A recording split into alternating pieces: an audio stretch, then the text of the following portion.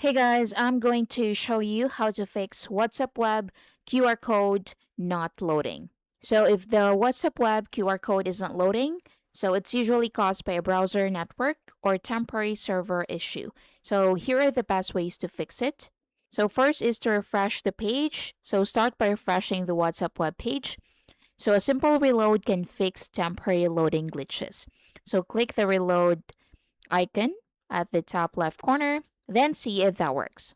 Next is to check your internet connection. So go to the bottom and click the Wi Fi icon, then click Wi Fi. So make sure both your computer and your phone are connected to a stable internet connection. If possible, you can switch to a different Wi Fi network or use mobile data to test it. Then try again and see if that works. Next is to clear your browser cache. So open your browser settings, click the three dots in the top right corner. Next, scroll down and select delete browsing data. So once you're here at the top, select the time frame. You can select all time.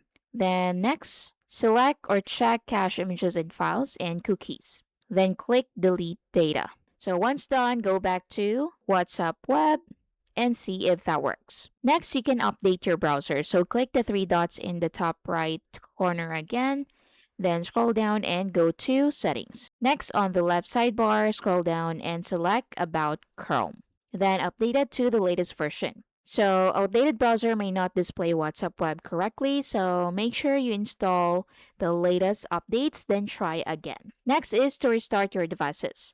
So, go to Start menu and click this power icon, then click Restart. Once restarted, open the web and go to WhatsApp, then see if that works.